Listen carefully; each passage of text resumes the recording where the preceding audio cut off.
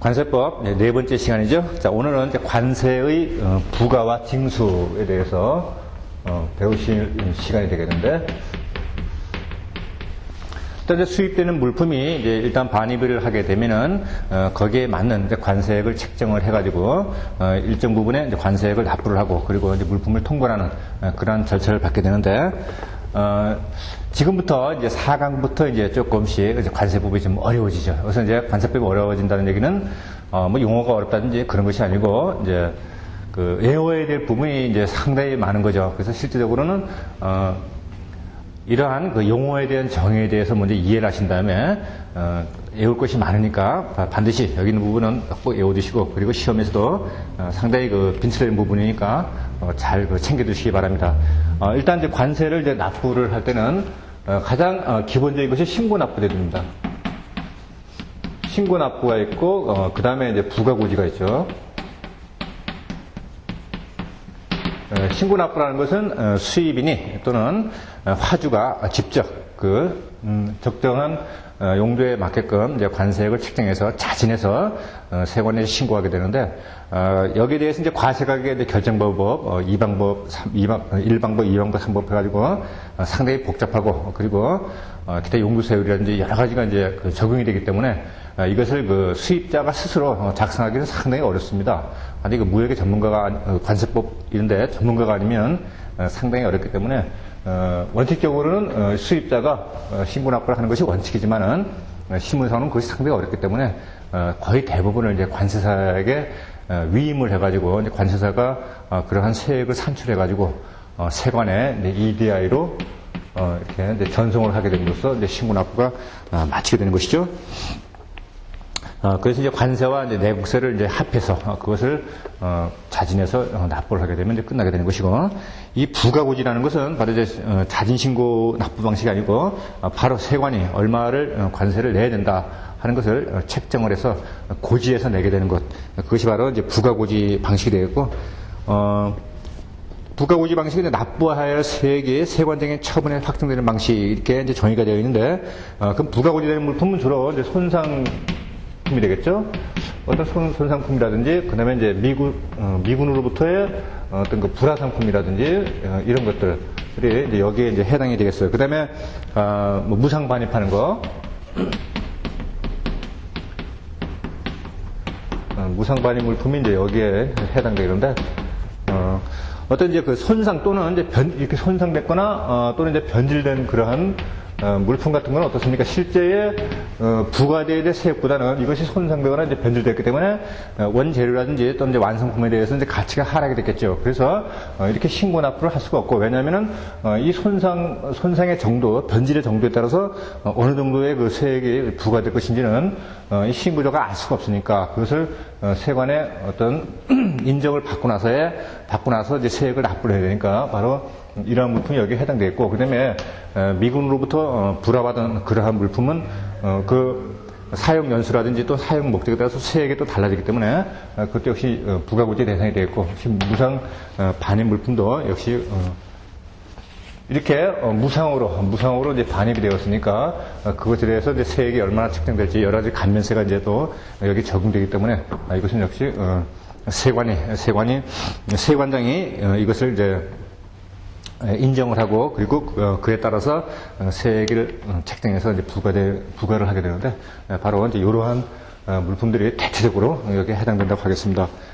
그러면 이제 신고 납부 방법 및 절차를 이렇게 보게 되면, 관세액의 그 확정 방법은 이제 조금 전에 말씀하셨다시피 신고 납부가 이제 원칙적이지만, 전체적으로 부가고지 물품을 제외한 모든 수입 물품이 이제 신고 납부 대상이 된다는데, 이런 경우가 있죠. BL 한 장의 BL이나 한 장의 그 인보이스에 신고 납부 대상과 부가고지 대상이 이것이 2개 이상이 있다. 이렇게 되면 그때는 합산해서 하는 것이 아니고, 신고 납부 대상과 부가고지 납부 대상을 별도로 이렇게 분리를 해가지고 바로 납부를 해야 된다는 거, 이것도 잘 챙겨두시고요. 그 다음에 이제 세액 심사를 할 때는 사전 세액 심사와 사후 세액 심사, 이렇게 크게 두 가지가 있는데,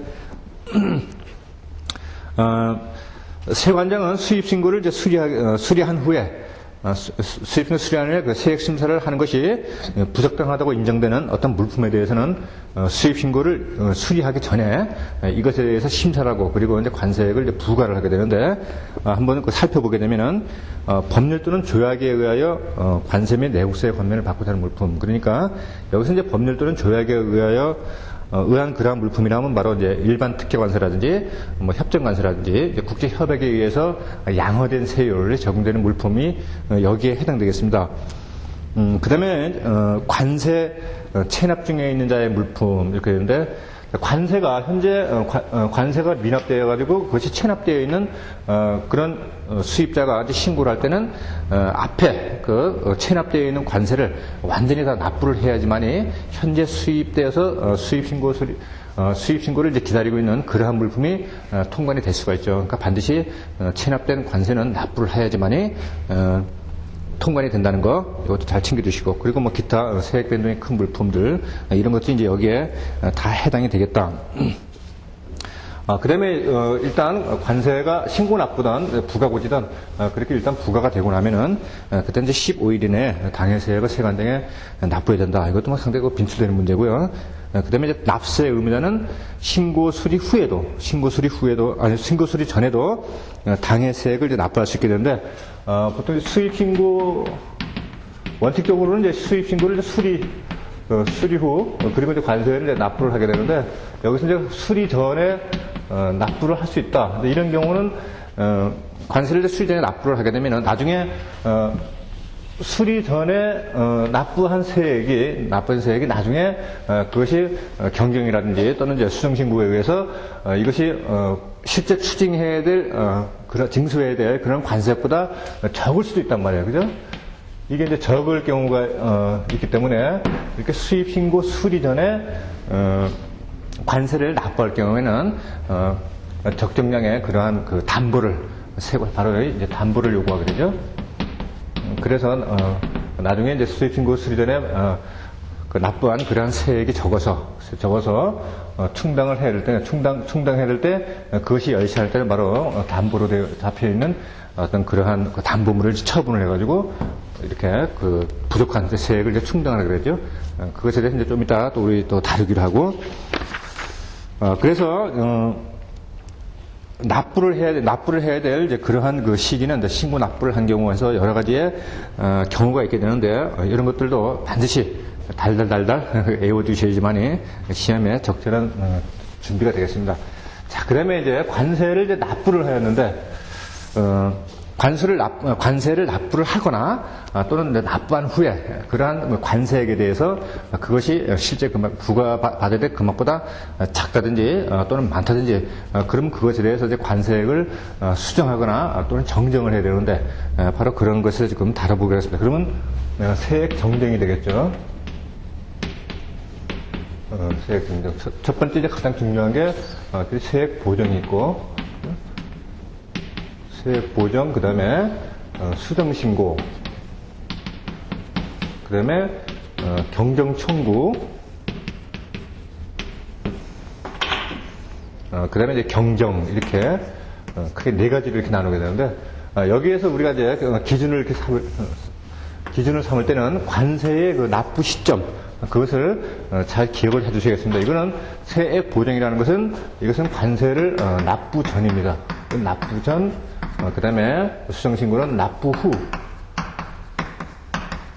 그 다음에 경정 청구도 역시 납부 후, 그 다음에 경정도 역시 납부 후 이렇게 되겠습니다. 그래서 세액 보정 하나만 관세를 납부하기 전에 그 세액을 보정하는 것이고 나머지는 전부 다 납부 후다 하는 거 이런 걸 잘 기억을 해주시고 그럼 하나하나 우리가 이제 살펴보게 되면은 세액 보정이라는 것은 관세를 이제 내야 돼, 관세의 의무를 가진 자가 이것을 관세를 납부하기 전에 그 관세액을 계산을 해보니까 실제 그 내야 될 그러한 세액보다 어떤 그 많다든지 적다든지 그럴 때는 신고 납부한 날부터 3월 이내에 그 당해세액의 보정을 이제 세관장에게 요구할 수 있다 이렇게 되는데 자, 이 경우에는 이제 가산세는 적용되지 않고 납부 기한은 당초에 이제 납부 기한으로 해야 된다.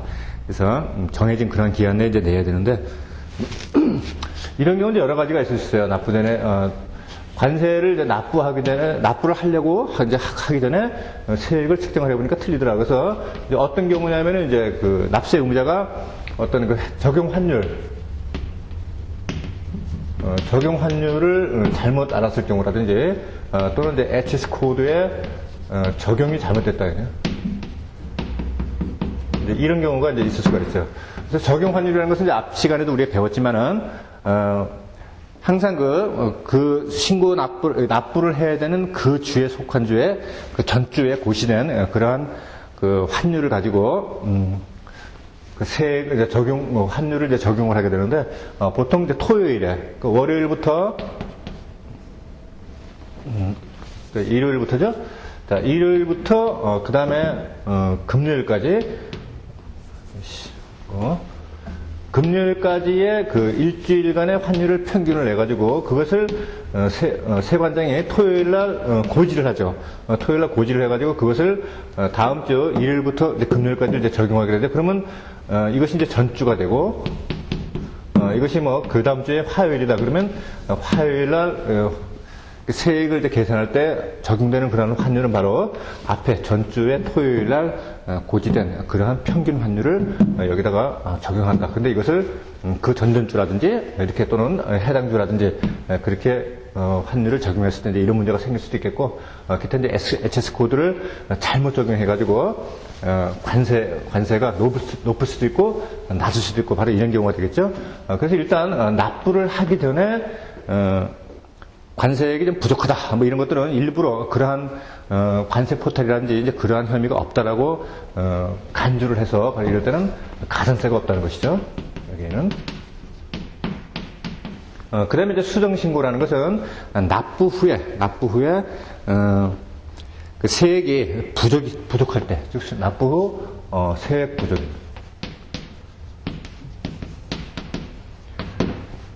이거는 이제 그 납세 의무자가 뭐 실수로다가 관세액을 잘못했던 또는 고의로 그렇게 했던 간에 일단 그 세관의 입장에서 봤을 때는 바로 이제 성실 신고를 유도하기 위해서 나온 것이 바로 수정 신고가 되겠습니다. 그래서 의도에 어쨌든 간에 실제 납부한 것보다 세액이 부족하게 되면 이것은 일부러 또는 이제 관세를 포탈한다든지 또는 이제 관세액을 적게 적용받기 위해서 불성실하게 신고했다 하는 그러한 의도로 일단 간주를 하고, 그러한 의도가 없었다 하더라도 바로 그러한 의심을 받지 않기 위해서는 반드시 정상적으로 관세액을 책정하라라고 어떤 그 성실 신고를 유도하기 위해서 나온 제도가 바로 시정 신고가 되겠습니다. 그러면 그렇게 세액 부족에 대해서 일단 고의성이 있다라고 이제 간주를 해서 바로 여기 시정 신고에서는 가산세가 달라붙게 되죠. 그래서 이제 일정한 그 가산세가 나오게 되는데, 이것도 시험에 자주 출제가 되니까 한번 우리가 거기에 지금 세액에 대해서 한번 보기로 하겠습니다. 자, 수정신고 시의 가산세는 부족세액의 100분의 10 이렇게 되는데, 지금 일부 책에는 지금 부족세액의 20% 해가지고 100분의 20 돼 있는데, 이것은 지금 개정이 되었죠. 그래서 이것을 10%로 바꿔주십시오. 그래가지고 10% 강의를 하는데 저 자신도 이제 무척 힘든 게 이 관세법에 적용되는 이런 가산세라든지 가산금 또 기타 다른 사항들이 너무나 자주 바뀝니다. 보통 뭐 자주 바뀌면 뭐 분기별로 6개월에 한 번씩 이렇게 바뀌기도 하고, 그래서 강의를 하고 있는 중이라든지 또는 뭐 책을 쓰고 있는 중이라든지 그때도 막 이렇게 바뀌는 경우가 있단 말이에요. 그래서 빨리빨리 이제 적용을 하지 못하게 되는데, 큰 거는 바뀌지 않습니다. 뭐 납부를 해야 될 날짜라든지 이제 그런 것들은 안 바뀌는데, 바로 수정신고라든지 이렇게 가산세와 가산금이 조금씩 이제 바뀌는 경우가 있어요. 왜냐면은 그것은 이제 좀 지나치게 그 경제 환경에 따라서 이것이 좀 지나치게 많이 부과가 되었다. 그래서 그것을 막 경감을 해준다든지 또 중과한다든지, 그래서 이제 오르락내리락 하는 그런 경우가 아주 자주 있게 되죠. 그래서 이렇게 변동이 심한 그리고 자주 이제 개정되는 이러한 사항에 대해서는 여러분들이 시험을 보기 전에 꼭 저희 홈페이지에 접속하셔가지고 보면 여기에 대해서 이제 개정 내용에 대해서 수시로 업데이트를 하고 있으니까 꼭 참고를 하시기 바랍니다. 자, 어쨌든 수정 신고를 했을 때 기본적으로 달라붙는 가산세는 이제 10%가 되겠습니다. 그런데 이것이 6개월이 경과됐다. 6개월 경과가 되면은 이것은 이제 20%의 가산세가 붙게 되고, 그 다음에 6개월 이내면은 이것이 이제 10%가 되고, 그 다음에 신고 납부를 하고 한 달부터 6개월 이내. 자, 여기서는 6개월 이제 미만, 6개월 이내 할 때는 바로 세액의 100분의 50. 그러니까 이것에 부족세, 이것에 100분의 50이라는 얘기죠. 그러니까 여기서 이제 5%가 되겠죠. 자, 그래서 이제 이것을 가지고 우리가 계산을 한번 해보면, 자, 어떤 이제 물건이 원래 부과될 금액이 150만 원이다. 그런데 이쪽에 이제 처음에 납부한 세액이 100만 원이란 말이에요. 100만 원. 그럼 여기에 이제 마이너스 50만 원의 부족세액이 있죠. 자, 그래서 납부를 해보고 나니까 이 50만 원이 부족하더라. 그래서 신고를 했단 말이에요. 신고를 했는데, 원래 이제 이대로 10%를 적용을 하게 되면 어떻게 되죠? 여기는 이제 5만 원이 더 추가가 되는 것이죠. 그래서 합산을 하면은 바로 이제 납부해야 될 그런 세액은 바로 이제 55만 원이 되는 것이고, 그 다음에 이것이 이제 6개월 미만이다. 그렇게 되면 역시 똑같죠, 이게. 똑같은데, 6개월이 이제 넘어가 버린다. 6개월이 넘어가 버리면 이제 20%가 적용이 되죠. 그래서, 부족세액은 10만 원이 되죠. 그래서 총 합산을 하면, 이것은 이제 60만 원이 되는 것이죠.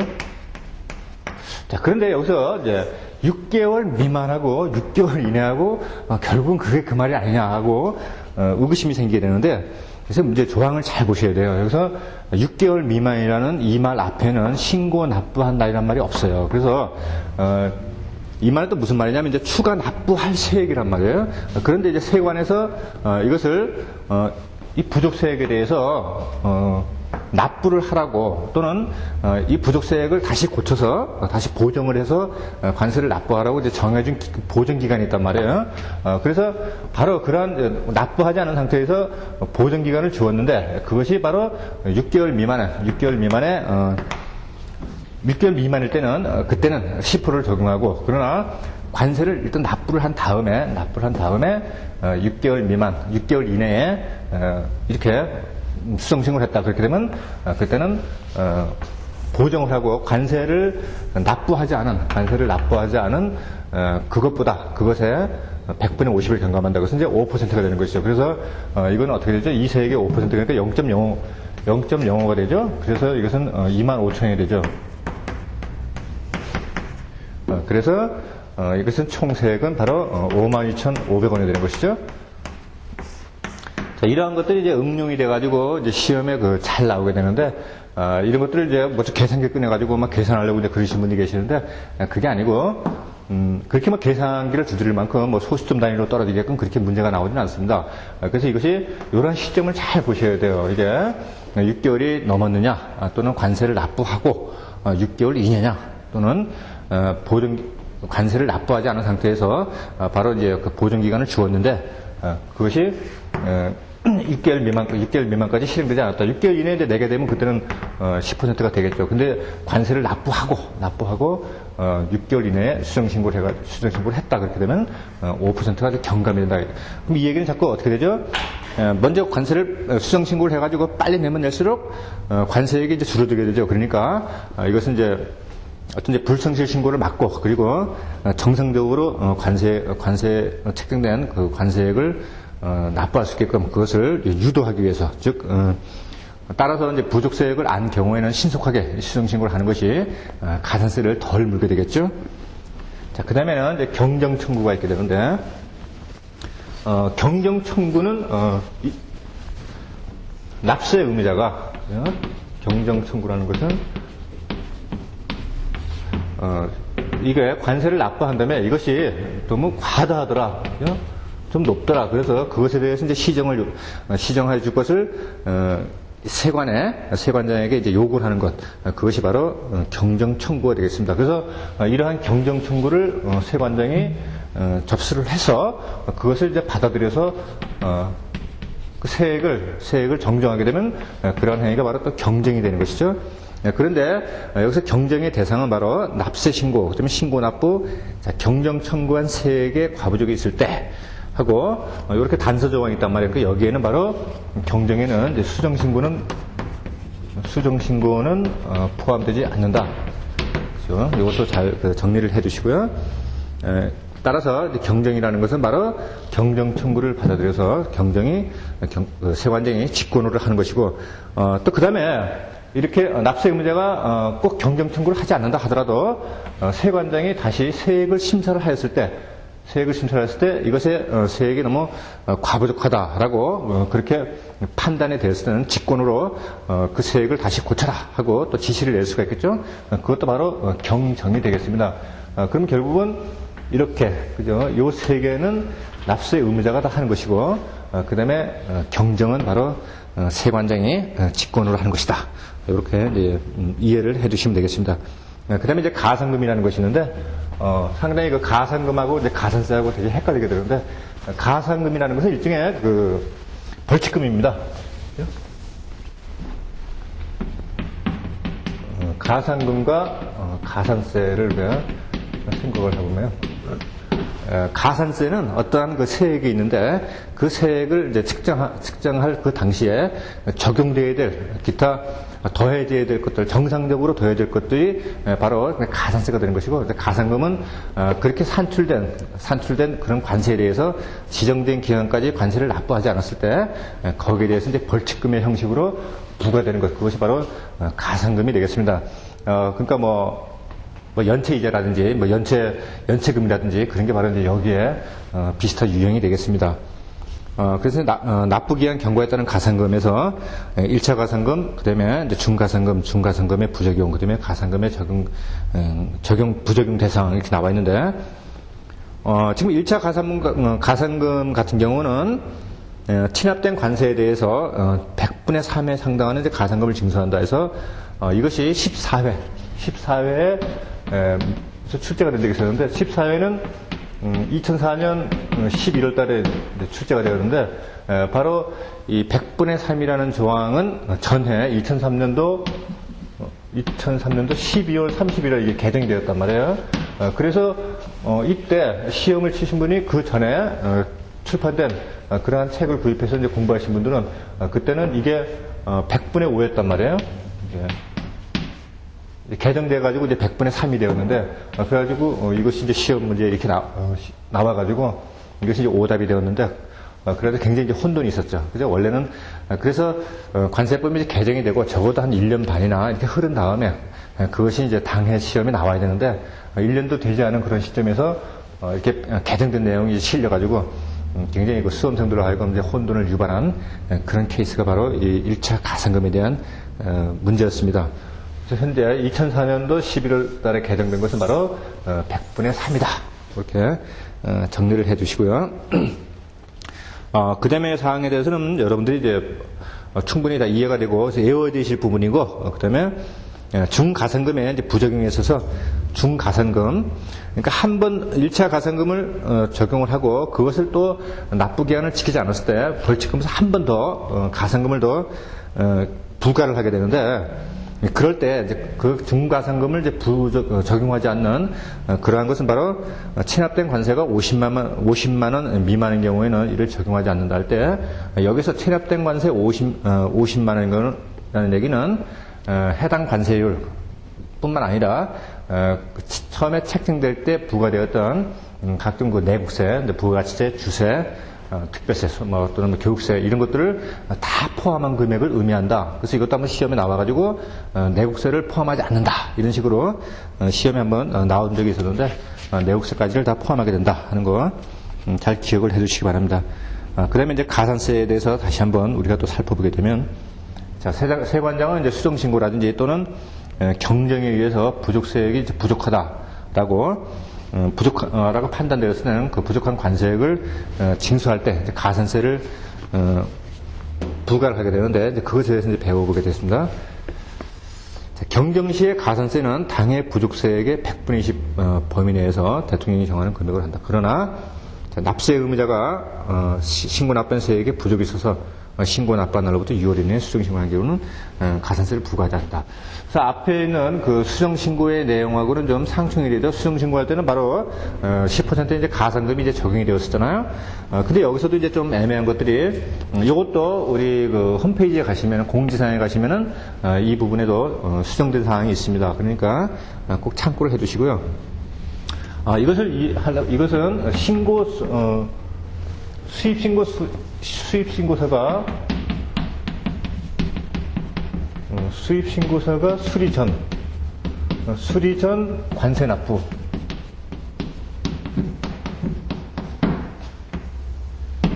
수입신고서가 수리되기 전에 관세를 납부한 결과 부족세액이 이제 발생한 경우인데, 이 수입신고 수리가 이제 수리되기 전에 납세 의무자가 바로 관세를 납부했는데 그것이 부족하더라 하고 그것을 다시 이제 세관에 신고를 해가지고 그것을 이제 수정 신고를 하거나 또는 이제 세관장이 경정하거나 그렇게 되면 가산세가 부과되지 않는다. 이렇게 정리를 해볼까요? 수입 신고서를 수리하기 전에 관세를 납부하였는데 납세 의무자가 그 관세가 이제 부족하다고 해서 수정 신고를 하였다든지. 또는 세관장이 경정을 하였다. 이럴 경우에는 바로 가산세가 부과되지 않는다. 이렇게 정리를 해 주시면 되겠습니다. 이거는 2004년도 8월 30일 날 개정이 되었죠. 이것도 제가 교재에 미처 반영을 하지 못했는데 이런 것들도 잘 챙겨 주시기 바랍니다. 그래서 그러나 납세 의무자가 신고 납부한 세액의 부족이 있어서 하는 그 조항을 바로 이렇게 정리를 해 두시기 바랍니다. 그 다음에 이제 내국세 등의 이제 부가징수에서 관세를 꼭 세관에서만 부과되고 그리고 징수하는 것이 아니고 거기에 부과되어 있는 내국세, 부가세, 특별세, 주세, 교육세 이런 것들을 세관장이 그것을 합산을 해가지고 징수를 한다.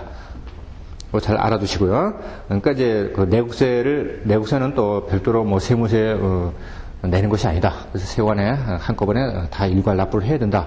이렇게 외워주시고, 그 다음에 관세 채권이라는 것은 이제 부과되어 있는 것 또한 납부되어야 할 그런 관세를 바로 어떻게 효율적으로 세관에서 그것을 징수할 것인가 하는 그것을 바로 말하게 되는데, 일단 이제 관세 미납물품에 대한 우선이다. 그래서 일단 관세가 이제 체납에 있다, 미납이 되어 있다. 그렇게 되면 거기에 부과되어 있는 내국세 어떤 그런 것보다도 가장 우선적으로 관세액부터 먼저 추징한다. 그러니까 어떤 재산이 있게 되는데 그것을 전부 다 해당 기관에서 각각의 세율을 적용을 해서 부가세라든지 교육세라든지 특별세라든지 그것을 징수하기 전에 먼저 첫 1순위는 바로 관세부터 먼저 부과하고 징수하고 그것을 먼저 납부를 해야 되고 그 뒤에 후순위로 기타 내국세가 따라오게 된다는 얘기가 되겠습니다.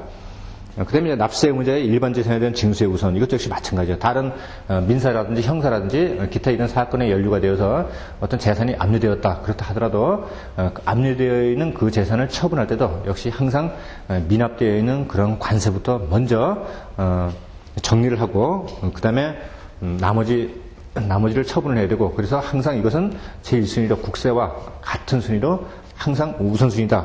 이렇게 이제 이해를 해주시면 되겠습니다. 그 다음에 관세 담보 제도가 있는데 일반 담보와 특별 담보, 그렇게 해서 수입신고를 이제 수입신고 수리 전에 관세액을 이제 납부를 했다든지 또는 관세액을 이제 납부하지 않고 뭐 분할 납부라든지 이런 상태로 일단 물건을 반출을 하게 되면은 관세 채권을 확보하기 위해서 그것 이미 이제 그 관세액을 이제 그 세관에서 징수를 못했으니까 그것을 관세 채권을 확보하기 위해서 거기에 상응하는 일정한 담보를 이제 요구하게 된단 말이에요. 그래서 이제 관세를 납부 기한에 내지 못해서 그것이 이제 미납되게 되면 어느 시점에서는 그것을 경매에 붙여서 공매에 붙여가지고 처분을 하고 그 처분 금액을 바로 미납된 관세액에 이제 충당을 하게 되는데, 그러면 이제 관세 담보제에 대해서 이제 일반 담보와 특별 담보가 있다. 그래서 일반 담보에는 관세를 납부해야 될 물품 그 자체를 말한다. 그래서 물품 자체를 이제 통관을 아예 안 시켜주는 것이죠. 이게 바로 이제 일반 담보가 되는 것이고, 그 다음에 이제 특별 담보는 바로 그 물품 이외에 담보로서 활용될 수 있는 것들. 그래서 이제 담보물의 종류가 쭉 이렇게 나와 있는데, 잘 읽어보시고요.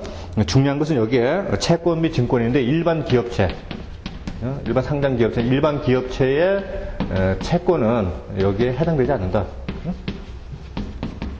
이건 뭐 받아봐야 나중에 뭐 부도가 난다든지 이제 파산된다든지 그렇게 되면 담보로서 이제 효용 가치를 상실하게 되죠. 그래서 반드시 국가 또는 지방자치단체가 발행한 채권 및 증권이 되겠다. 그리고 이제 부동산 같은 것도 역시 마찬가지가 되겠고, 그다음에 시험에 한번 나왔던 것으로서 등기 또는 등록된 선박, 항공기 및 중기로서 보험에 가입된 것. 그래서 보험에 가입되어 있지 않는 것은 바로 담보로 인정되지 않는다. 이것도 한번 이제 시험에 나왔었고, 그 다음에 관세물의 이제 관세 충당. 근데 조금 전에 제가 말씀드렸다시피 담보를 제공하는 그 납세 의무자가 납부 기한에 이제 관세를 납부하지 않게 되면은 일정 기간에 이제 경과한 후에 그것을 이제 공고를 하게 되죠. 공고를 하고, 그 다음에 공고를 해서도 그 주인이 나타나지 않게 되면 그것을 이제 경매에 붙여가지고 공매를 함으로써 부족 세액을 바로 이제 충당을 하게 되는 것. 이것이 바로 담보물의 이제 관세 충당이 되겠습니다. 그런데 담보물의 관세 충당에 있어서 담보로서 제공된 금전을 당해 관세에 충당하는 때에 납부 기간 경과 후에 충당하더라도 가산금의 규정을 적용하지 않는다. 자, 이 얘기는 뭐냐면은 처음에 이제 관세를 납부해야 할 그 시점에 관세액 대신에 바로 이제 담보를 이렇게 설정을 했단 말이에요. 그죠? 그것은 이미 돈을 안 냈지만은 그 돈만한 값어치를 이미 이 시점에, 그죠? 담보를 제공했으니까, 결국은, 관세액을 이제 낸 거나 이제 마찬가지가 되겠습니다. 그래서, 설령 그 기한이 경과가 되었다 하더라도, 납부 기한을 경과했다 하더라도, 이 담보물을 공매를 해가지고 충당할 경우에는, 이미, 그죠? 관세액에 해당되는 담보를 가지고 있었으니까 바로 납부를 하지 않은 거하고는 경우가 다르단 말이에요. 그래서 그때는 바로 이 가산금을 적용하지 않는다. 이것도 잘 기억을 해 주시기 바랍니다. 자, 그 다음에는 이제 관세, 납세 의무의 완화를 이제 보게 되겠는데, 뭐 관세가 일단 부과가 되었다고 해서 그것을, 일률적으로 전부 다 그 세관에서 다 징수하는 게 아니고, 어떠한 부분에 있어서는 납세의 의무를 경감하는 그런 경우가 있단 말이에요. 그래서 전체 이제 관세액에 대해서 어떤 물품에 대해서 또는 해당 조항에 대해서는 관세를 이제 아예 안 받는 이제 면세를 해주게 되고, 또 부분적으로 해당 관세를 낮춰주는 것, 그것이 바로 이제 감면이 되겠는데, 바로 이제 관세 감면제도, 그 중에서 이제 감세와 면세를 알아보도록 하겠습니다. 관세법상에는 이제 감면에는 두 가지가 있어요. 감면세에는 무조건 감면세가 있고, 그 다음에 이제 조건부 감면세가 있죠. 무조건은 뭐 말 그대로 어떤 그 조건이 달려있지 않는 그러한 이제 면세를 말하는 것이고, 조건부라는 것은 뭐, 예를 들면 뭐 6개월 이내에 재수출할 것을 전제로 해서 수입을 한다든지, 바로 그러한 어떤 사전에 제시되어 있는 그런 조건을 반드시 이행한다는 것을 전제 조건으로 깔고 면세해 주는 것, 그것이 바로 이제 조건부 면세가 되겠습니다. 그래서 이제 무조건 감면세에 해당되는 것은 바로 예고기관 및 외교사절의 공용품과 자용품, 그리고 이제 자용품을 이제 수입할 때 상호 조건에 의해서 관세를 면제하는 것을 말한다. 그런데 외교관들이 이제 또 뭐 대사관이라든지 영사관이라든지 이런 것을 이제 한국에 설치할 때 사무 비품 같은 걸 이제 갖고 온다든지, 그 가족이 쓰던 그런 개인용품을 이제 갖고 들어온다든지, 이럴 때 이제 판매용이 아니기 때문에 이럴 때 이제 무조건 그 면세를 해준다 이거죠.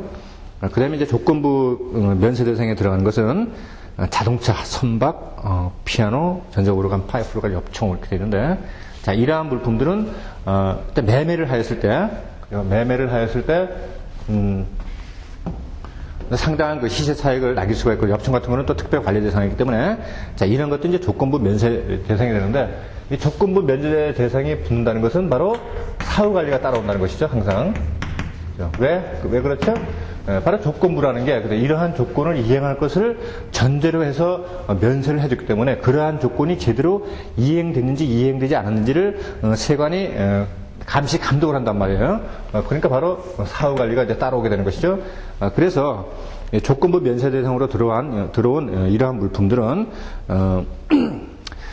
그 수입 신고일부터 처음에 수입 신고를 한 날로부터 3년 이내에는 관세청장이 정하는 기간 내에는 다른 용도에 사용할 수가 없고, 그래서 용도 외에 사용하기 위해서 이를 양수할 수 없다. 그러니까 다른 사람에게 그거를 넘겨준다든지 이런 것은 안 된다. 그 다음에 양수한 때는 양수자로부터 관세를 징수한다. 3년 이내에 이런 조건부로 왔는데 이것이 3년 이내에 다른 용도로 쓴다든지 또 다른 자에게 그 물품을 양도할 때는 바로 양수자로부터 물건을 받은 사람이죠. 양수자로부터 관세를 징수하게 되는데 그 관세는 바로 처음에 이제 자동차, 선박, 피아노 이런 물품에 원래 그 적용돼야 할 그러한 관세를 부과를 해가지고 즉시 관세를 이제 징수를 하게 된다 이 얘기죠 지금. 그 다음에 뭐 준위기관 등 면세 같은 것들도 다 충분히 이해가 될 수 있는 부분이고요. 그 다음에 손상감세를 보게 되면 물품이 어떤 그 선박으로 또는 해상으로 또는 항공으로 이제 물품을 운반 중에 그것이 어떤 파손됐다든지 또는 변질됐다든지 그래서 원래 그 원재료나 또는 완성품에 대해서 가치가 하락이 되었다든지 또는 그 곰팡이가 쓸었다든지 뭐 녹이 쓸었다든지 이런 경우에 대해서 그 가치 하락분에 대해서 일정 부분에 대해서 이제 감면을 해주는 것 그것이 바로 손상 감세가 되겠습니다. 그래서 수입신고 우리가 이제 정의를 보게 되면 수입신고 수리 전에 변질 또는 손상되거나 조건부 감면세를 받은 물품이 감면한 관세의 징수 사유가 발생했다 일 때. 그러니까 조금 전에 운송 중에 그것이 변질되었다든지, 그 다음에 어떤 뭐 수입 신고를 이제, 수리하기 전에 어떤 보세창고에 그것이 이제 장치한 후에 보관 중에 뭐 녹이 슬었다든지 뭐 이런 경우, 여기에 해당되겠고, 그 다음에 조건부 감면세를 받은 그러한 물품, 여기서 이제 조건부 감면세는 조금 뒤에도 다시 또 나오게 되겠지만, 뭐 학술용품 같은 게 여기에 해당이 되겠고, 그 다음에 뭐 환경오염 방지 물품 또는 특정 물품 감면세에 적용되는 그러한 물품들이 여기에 다 해당이 되는데 바로 물품이 손상되어서 가치가 하락됐을 때 일정 부분을 해주는 것 감면해 주는 것 그것이 바로 손상 감세가 되는 것이고 그 다음에 이 조건부로 들어간 물품이 사후관리 조항에 벗어났을 경우에 그래서 바로 원래 이렇게 감면했죠, 그죠? 감면을 했는데 다른 용도로 쓰게 되면은 바로 처음에 적용될 그 관세를 적용해서 부과를 한다 그랬잖아요, 바로 그렇죠, 그죠? 그것이 바로 이러한 물품이 감면한 관세의 징수 사유가 발생되었다 하는 것이 바로 여기에 해당이 되겠습니다. 그러니까 3년 이내에 뭐 양수를 했다든지 양도를 했다든지 그럴 경우에는 바로 원래 부과되어야 될 그 관세율을 부과를 해서 징수를 하게 된다. 이런 얘기가 되겠습니다. 그 다음에 이제 손상 감세액을 이제 어떻게 책정을 하게 되느냐. 자, 예를 들어서 우리 이제 이런 경우를 보겠습니다. 양복을 만들기 위해서 원단을 들여왔는데 이 원단이 바로 운송 중이라든지 뭐 이럴 때 이것이 이제 염색이 만약에 염색이 잘못됐단 말이에요. 발해졌단 말이에요. 발해졌거나 막 물에 젖어가지고 이상이 있었다. 그러면 이 원단의 값어치가 막 100만 원이었다. 100만 원이었다. 이렇게 되면은 바로 이 이것을 지금 염색이 발해져가지고 상품 가치가 한 80만 원으로 이렇게 떨어졌다. 그러면 그 20만 원의 그 가치 하락분에 대해서 바로 감세를 받고, 그런데 1차 감세를 받게 되는 것이 이게, 이렇게 되면 이제 원재료가 되는 것이 이게, 원재료에서 1차 감세를 받고, 그 다음에 염색이 바르긴 했지만은 이것을 뭐 상품으로 활용할 만한 가치가 있더라. 그래서 버리기가 좀 아깝더라. 그래서 이것을 다시 양복으로 이렇게 만들었단 말이에요. 바로 이제 불량 원단이 되겠죠.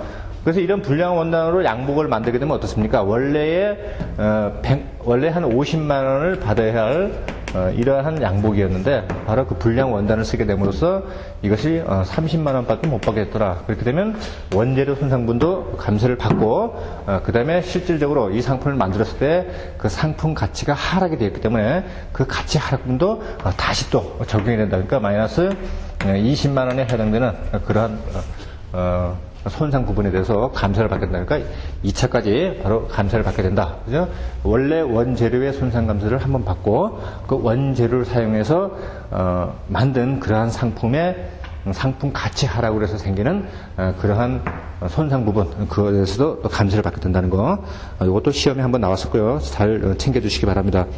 그 다음에 이제 재수입 면세가 이렇게 되는데, 재수입 면세라는 것은 우리나라에서 가공 수지의 목적으로 수출한 물품, 그 다음에 일반 수출품 또는 수출 물품의 용기 등이 수출되었다가 일정 기간 내에 재수입되는 경우에 이제 면세하는 제도를 말한다. 이렇게 되는데, 가공 수리라는 것은 일단, 어떻습니까? 그것을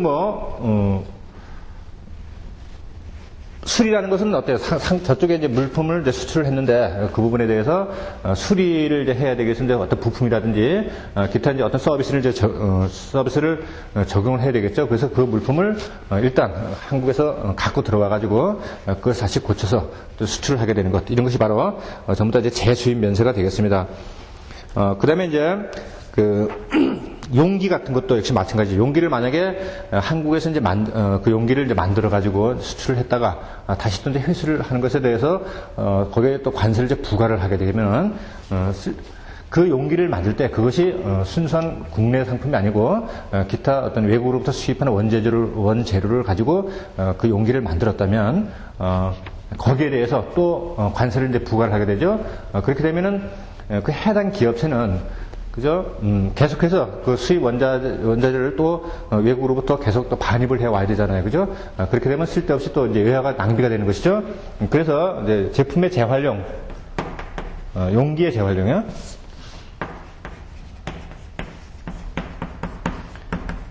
바로 이제 용기의 그 재활용을 하기 위해서 이럴 때는 이제 물품이 한번 수출되었던 물품의 용기가 다시 수입될 때는 거기에 대해서는 바로 면세를 해준다는 것이죠.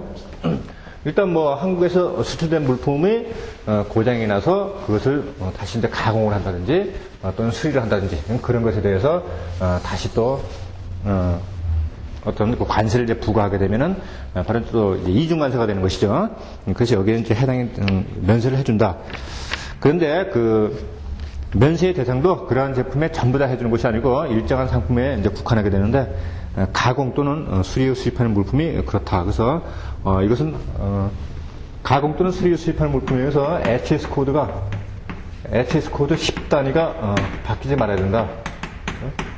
10단위가 바뀌면 안 된다. 바뀌지 않은 것.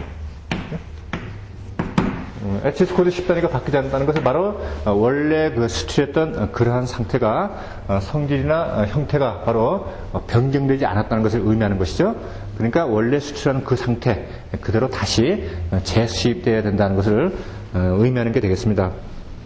그 다음에 해외 임가공물품 감세에서 이런 것들은 어디에 해당되냐면 바로 이제 원재료, 그 다음에 부품을 어떤 나라에 수출했다가 그 물품을 제조 가공해서 이제 수입하는 물품 등에 대해서는 바로 관세를 이제 경감을 해주게 되는데, 이런 것은 이제 중국이라든지 동남아시아라든지 그때 위탁 가공 무역, 이렇게 위탁 가공 무역을 하는 그런 업체에는 상당히 도움이 되는 그 제도라고 하겠는데, 그런데 해외로 나갔던 그러한 그 원재료 그리고 그것을 사용을 해가지고 가공된 물품에 대해서 면세를 해주지 않게 되면은 어떻습니까? 한국에서 원단을 만들어가지고 이제 중국에서 가공을 해가지고 다시 들여오는데, 그러한 제품에 대해서 관세를 부과를 하게 되면, 정상관세를 부과를 하게 되면 이러한 제품의 값이 뛰게 되겠죠. 그죠? 그렇게 되면 한국의 수입업자는 국내에 있는 원단을 사용하지 않고 차라리 중국에서 값싸는 원단을 구매를 해가지고 그것을 완제품으로 갖고 와서 한국으로 수입하는 것이 훨씬 낫겠죠. 가격 경쟁력이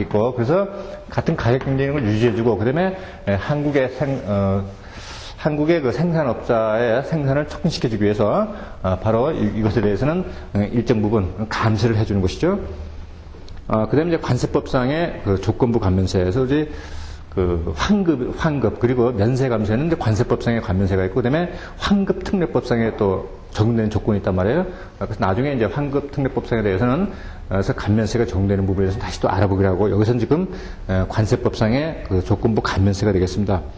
그래서 뭐 학술 연구용품 감면세 같은 거 역시 이것도 이제 판매용이 아니기 때문에 당연히 이제 감면이 되는 것이고, 그 다음에 특정 물품 감면세에서 뭐 종교용으로 기증되는 물품 등 여러 가지 적용되는 물품이 있는데요. 또 그런 것 있죠. 이게 동식물의 그 양식, 동식물의 양식이라든지 또는 번식 또는 종자 개량, 뭐 씨앗 같은 게 이렇게 되겠죠. 이런 건 뭐 치어라든지, 그죠? 치어라든지 이런 게 해당이 되는데, 이런 물품에 대해서 일정 부분 이제 그 감면세, 조건부 감면세에 이제 적용 대상이 되는데, 이러한 물품들은 바로 이제 재경부 장관이 정하는 것.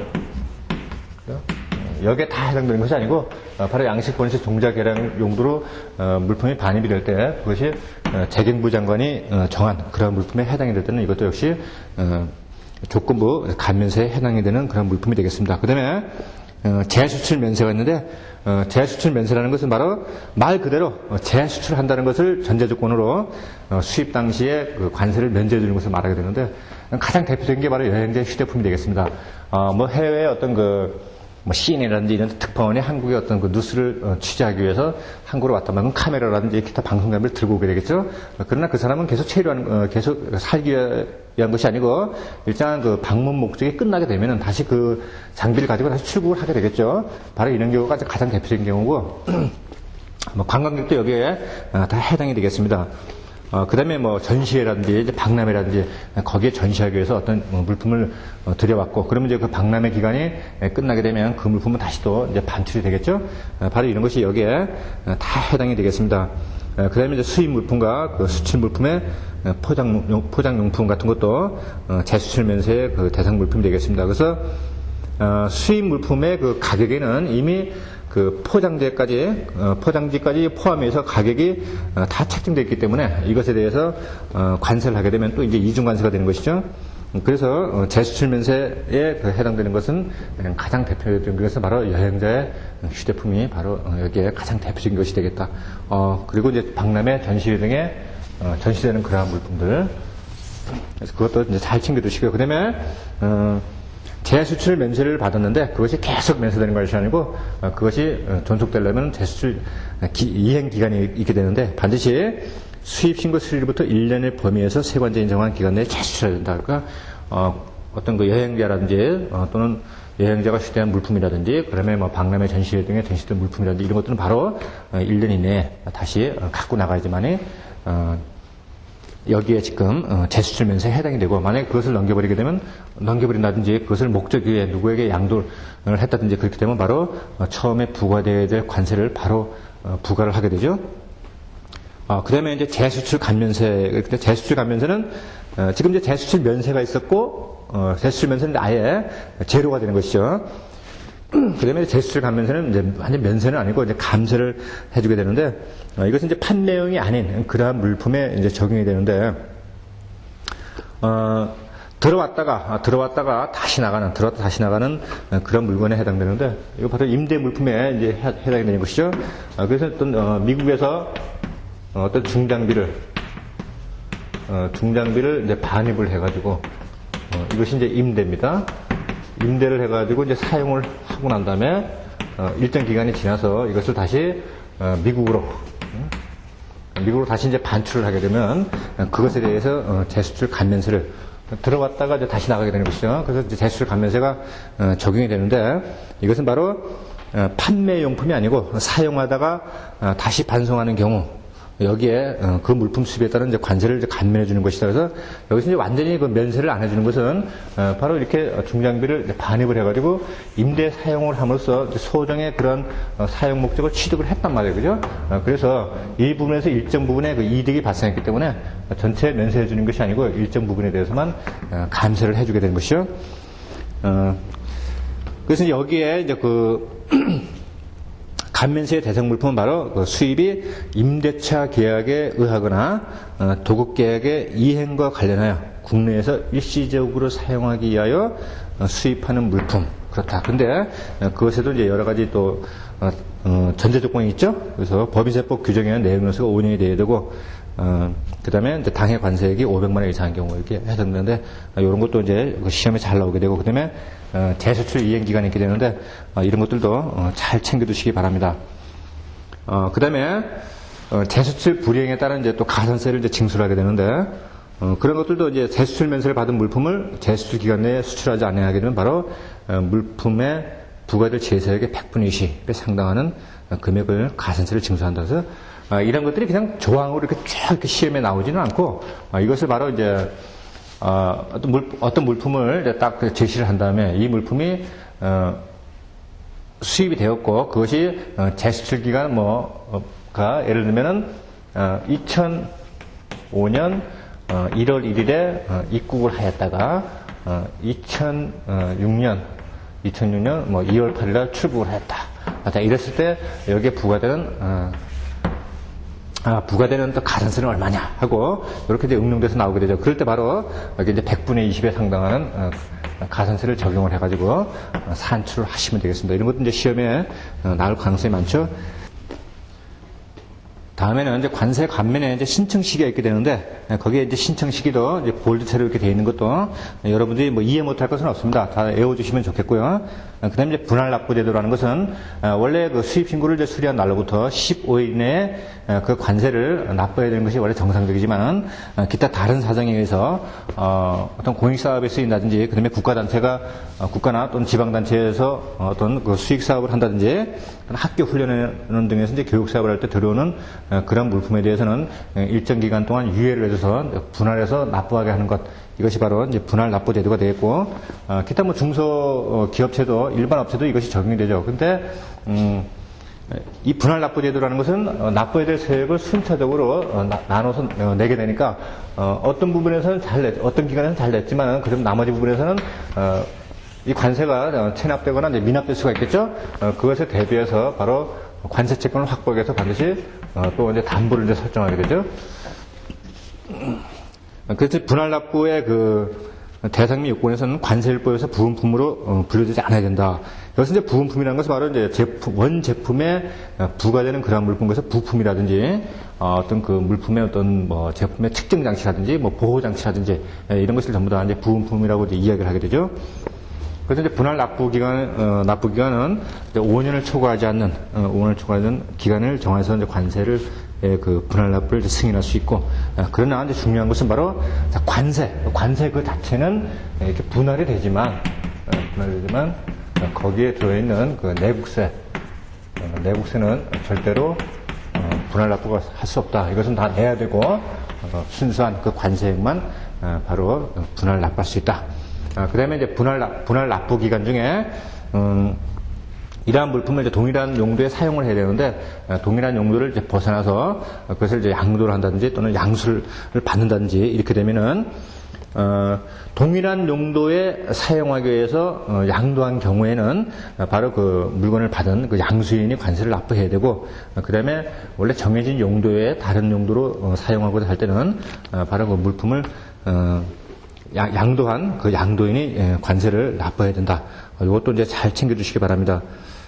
그 다음에 이제 관세의 분할 납부 승인을 얻은 자가 파산 선고를 받을 때에는 그 파산 관제인이 관세를 납부해야 된다. 이렇게 되는데, 여기서 이제 파산 관제인이라는 것은 바로 이러한 그 파산 선고를 받은 이제 해당 기업이나 개인의 그러한 물품을 바로 파산 재산을 이제 관리하고 그리고 처분할 권리를 가진 자를 바로 파산 관제인이라고 하죠. 그리고 어떤 그 법인이 분할납부 승인을 받은 다음에 이제 파산했을 경우에는 파산하고 그다음에 이제 법인이 그 해산됐을 경우에는 바로 청산인이 관세를 납부해야 된다. 이거 좀 다 시험에 다 한두 번씩은 다 나왔던 문제입니다. 그다음에 이제 용도세율이라는 것은 바로 물품이 여러 개가 들어왔을 때라든지 또는 뭐 하나의 물품이 좋습니다. 그것에 대해서 이제 적용되는 세율을 달리하는 경우가 있게 되는데 바로 이제 뭐 국제 양호 관세라든지 또는 뭐 계절 관세라든지 뭐 할당 관세, 일반 특혜 관세. 그래서 자기가 거기에 적용받고 싶어하는 그러한 그 용도에 맞는 이제 세율을 적용해서 이 관세가 이제 부과가 되게 되는데 바로 이러한 것을 이제 세관청에 이제 승인을 얻어서 바로 해당 용도에 맞는 그런 세율을 적용받게 되는데 항상 거기서는 낮은 세율을 적용받게 된다. 이것이 바로 이제 포인트가 되겠습니다. 그러면 이제 용도세율을 이제 적용 신청할 때는 바로 당해 물품의 수입 신고서부터 수입 신고가 수리되기 전까지 신청서를 세관청에 제출한다. 그 기간을 넘어버리면 안 된다. 그 다음에는 뭐 전부 다 여러분들이 충분히 읽어보셔도 다 이해가 되시는 부분이고, 그 다음에 용도의 사용 등에 관련되는 관세 징수를 이제 잠깐 보시면은, 자, 당해 물품을 특정 용도에 사용할 것을 요건으로 하지 아니하는 세율에 의하여 계산한 관세액. 이렇게 되는데, 바로 이건 무슨 얘기냐면 바로 원래 정상대로 부과되었어야 할 그러한 이제 관세를 말하게 되죠. 그래서 원래 관세에서 이제 용도세율을 적용을 받았다. 그러면 여기에 대해서 어떻습니까? 그 차익 관세가 생기게 되겠죠, 그죠? 원래 이것이 이제 8%였고, 그래서 용도세를 받아가지고 이것이 5%의 관세액을 적용을 받았다. 그렇게 되면 이 3%의 차익 관세가 있는 것이죠, 그죠? 그래서 원래 이 차익만큼의 다시 관세를 부과를 하게 되는 것, 이것이 바로 당해 물품을 특정 용도에 사용하지 않았을 경우에 적용되는 관세가 되겠습니다. 자, 이렇게 해서 우리가 전체적으로 이제 네 번째 시간 납세 의무의 완화, 그리고 납세 부과와 관세의 부과 및 이제 징수에 대해서 알아봤는데, 다음 시간에는 계속해서 납세 의무의 이제 소멸에 대해서 알아보는 시간이 되겠습니다. 외울 것은 이제 확실히 외워주시고, 특히 그 용어에 대해서 여러분이 잘 이해해 주시면 외우는 것도 이제 머리에 잘 들어오게 되죠. 자, 강의 된다고 수고하셨습니다.